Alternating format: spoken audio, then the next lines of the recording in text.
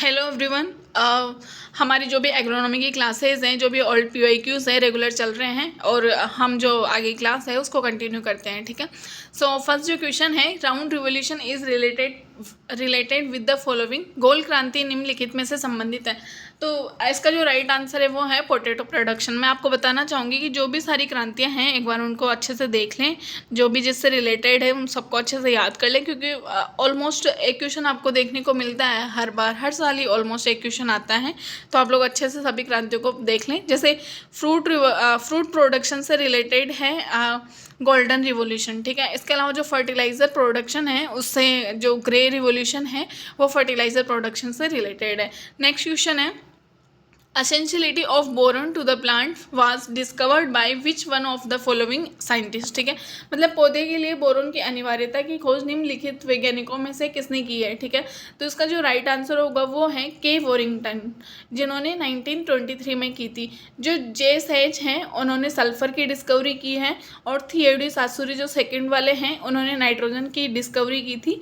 Third वाले जो हैं एल्जोमर और सीपी लिपमान, इन्होंने जो है जिंक की डिस्कवरी की है। ठीक है। बाकी आप लोगों को ये पता होना चाहिए कि न्यूट्रिएंट्स क्या होते हैं। न्यूट्रिएंट्स जो है वो प्लांट की नॉर्मल ग्रोथ के लिए हेल्पफुल होते हैं। इसके साथ में ही जो प्लांट होते हैं वो अपनी मेटाबॉलिक प्रोसेस को कंप्लीट करने में उनकी हेल्प करते हैं न्यूट्रिएंट्स। और साथ में हमें ये भी पता होना चाहिए कि प्राइमरी न्यूट्रिएंट्स में जनरली कौन कौन से न्यूट्रिएंट्स को कंसिडर किया जाता है। जैसे NPK है, सेकेंडरी में कैल्शियम, मैग्नीशियम और पोटेशियम है। ठीक है। और माइनर न्यूट्रिएंट्स में भी बहुत सारे, माइक्रो न्यूट्रिएंट्स में भी 7-8 जो न्यूट्रिएंट्स हैं उनको हम कंसिडर करते हैं। एक पूरी क्लास रहेगी उसके बारे में, तो आप लोग ज़रूर देखना उसे। ठीक है।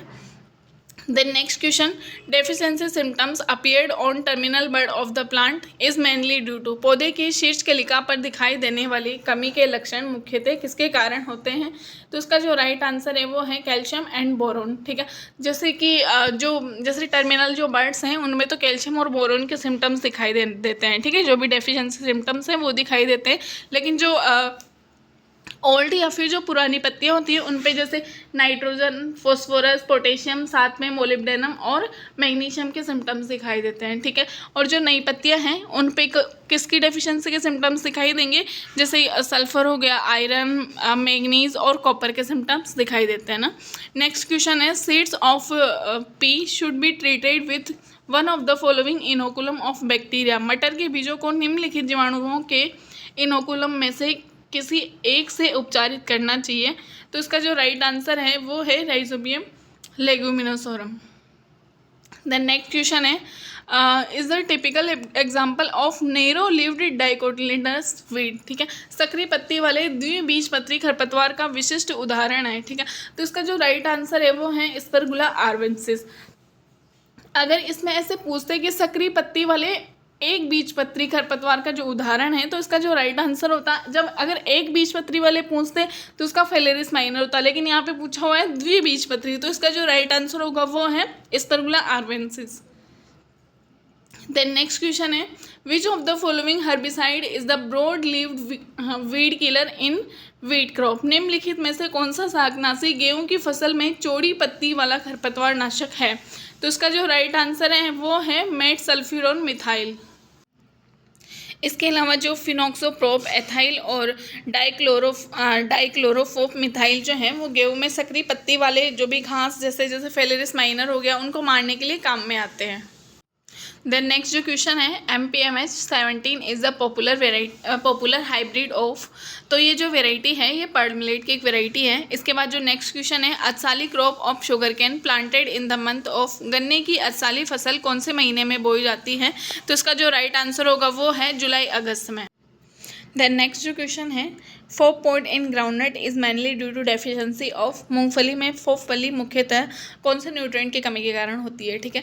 तो इसका जो राइट आंसर है वो है कैल्शियम। जो कैल्शियम है, कैल्शियम की कमी के कारण क्या होता है कि जो मूंगफली जो होती है उसमें अंदर क्या दाने नहीं बनते। ठीक है। और दाने नहीं बनते ना, तो इस ये जो फली होती है वो खाली रह जाती है, जो पोड होती है वो खाली रह जाती है, इसलिए इसे पॉप पोड के नाम से जानते हैं। देन नेक्स्ट जो क्वेश्चन है, water requirement can be calculated through one of the following formula. जल की आवश्यकता की गणना निम्नलिखित में से किस किसी एक सूत्र के माध्यम से की जा सकती है। तो इसका जो राइट आंसर है वो है ET + AL - WSO। तो देखो ET जो है इसका मतलब होता है इवेपोट्रांसपिरेशन। इवेपोट्रांसपिरेशन मतलब क्या होता है कि सोइल और प्लांट की जो लीव्स होती है उन दोनों से ही वाटर का लॉस होना क्या कहलाता है, इवेपोट्रांसपिरेशन। देन नेक्स्ट जो है AL की फुल फॉर्म है एप्लीकेशन लॉसेज। मतलब जब हम इरिगेशन दे रहे हैं प्लांट्स को तो वहाँ पे कौन कौन से लॉसेज देखने को मिल रहे हैं उसे हम एप्लीकेशन लॉसेज के नाम से जानते हैं। इसके साथ में ही जो WSO है उसमें water supplied from other sources. तो देखो अदर सोर्सेज को तो हम अलग ही करेंगे ना, क्योंकि हम इरिगेशन को कैलकुलेट कर रहे हैं, ठीक है। तो इरिगेशन को कैलकुलेट कर रहे हैं तो जो भी अदर सोर्सेज हैं जैसे कि बारिश के थ्रू मतलब रेनफॉल हो रहा है उसके थ्रू प्लांट को पानी मिल रहा है, ठीक है, या फिर जो मृदा जो सोयल है उसमें ऑलरेडी मॉइस्चर प्रेजेंट है तो इसको हम एक्सक्लूड कर देंगे और फिर उसके बाद में जो भी इरिगेशन के लिए मतलब पानी की जो भी अमाउंट निकलती है वो इरिगेशन रिक्वायरमेंट होती है, ठीक है। देन नेक्स्ट क्वेश्चन है who is the consider as father of cooperative movement in India. भारत में सहकारी आंदोलन का जनक किसे माना जाता है। तो इसका जो राइट आंसर है वो है F. निकोलस। आप लोगों को पता है कि जो MS स्वामीनाथन है वो इंडिया में ग्रीन रिवोल्यूशन के जनक के नाम से जाने जाते हैं, जबकि वर्ल्ड में ग्रीन रिवोल्यूशन के जनक N.E. बोरलॉग हैं, ठीक है। इसके बाद जो है डॉक्टर BP पाल, ये जो हैं ये रोज ब्रीडर हैं। इसके अलावा नेक्स्ट जो ऑप्शन है सर एल्बर्ट हॉवर्ड। जो सर एल्बर्ट हॉवर्ड है ये फादर ऑफ ऑर्गेनिक फार्मिंग के नाम से जाने जाते हैं, ठीक है। देन नेक्स्ट क्वेश्चन है the tag colour of foundation seed. हमें ये बहुत इंपॉर्टेंट है। एक तो इनका सीक्वेंस याद रखना है कि कौन सी जो सीड है उसके बाद में कौन सा, जैसे सबसे पहले ब्रीडर सीड या फिर न्यूक्लियर सीड होता है, ठीक है। फिर उसके बाद में फाउंडेशन, फिर रजिस्टर्ड और फिर देन सर्टिफाइड सीड होता है। तो हमें इनके एक तो टैग कलर याद रखने चाहिए कि जो फाउंडेशन सीड है उसमें वाइट कलर का टैग लगा रहता है, जो सर्टिफाइड सीड है उसमें ब्लू कलर का टैग होता है, ठीक है। और जो ब्रीडर सीड होते हैं उनमें गोल्डन येलो या फिर सुनहरा पीला कलर का टैग लगा हुआ रहता है। और एक जो जनरली इंडिया में तो ग्रो नहीं करते, जो रजिस्टर्ड सीड हैं उनको इंडिया में तो ग्रो नहीं किया जाता, लेकिन वो जो हैं उस पर क्या पर्पल कलर का टैग लगा हुआ रहता है। देन नेक्स्ट क्वेश्चन है double cross technique was given by. Double cross technique किसके द्वारा दी गई है। तो ये जो है ये DF जॉन्स द्वारा दी गई है और इम्पोर्टेंट ये है कि कौन से क्रॉप में दी गई है, ठीक है। तो जो मेज है उसमें ये दी गई है टेक्निक, ठीक है। देन नेक्स्ट क्वेश्चन है the nitrogen content in urea fertilizer is 46%। Answer है इसका ना। Which element is essential for oil synthesis in oil seed crop. बहुत इंपॉर्टेंट क्वेश्चन है और बहुत अच्छा क्वेश्चन है, ठीक है। तिलहनी फसलों में तेल के संश्लेषण के लिए कौन सा तत्व आवश्यक है। तो इसका जो राइट आंसर है वो है सल्फर। सल्फर जो है वो ऑयल को सिंथेसाइज करने के लिए बहुत इंपॉर्टेंट है, ठीक है। उसके मतलब तेल का निर्माण करने के लिए ज़रूरी है ना। Which type of tillage is performed to break the hard subsoil pan without inversion. मतलब बिना पलटे जो नीचे की कठोर परत होती है उसको रिमूव करना, ठीक है। मिट्टी को बिना पलटे उसकी निचली कठोर परत को तोड़ने के लिए किस प्रकार का टिलेज किया जाता है। तो इसका जो राइट आंसर है वो है subsoiling. The scientific name of cluster guar का जो साइंटिफिक नेम है इसका जो राइट आंसर है वो है साइमोप्सिस टेट्रागोनलोबा। विग्ना साइनेंसिस जो है ये काउपी का साइंटिफिक नेम है। इसके अलावा जो कैजिनस केजान है वो अरहर का साइंटिफिक नेम है, ठीक है।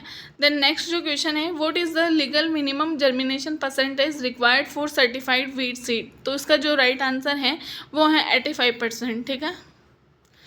Which state of India has the highest percentage of its agricultural area under organic farming। Bharat के किस राज्य का कृषि क्षेत्र के प्रतिशत के आधार पर जैविक खेती मीन्स ऑर्गेनिक फार्मिंग के अंतर्गत सर्वाधिक हिस्सा है। मतलब जो भारत है वहाँ पे कौन सा ऐसा स्टेट है जहाँ पे सबसे ज़्यादा ऑर्गेनिक फार्मिंग की जाती है। तो जो इसका राइट आंसर है वो है सिक्किम, ठीक है।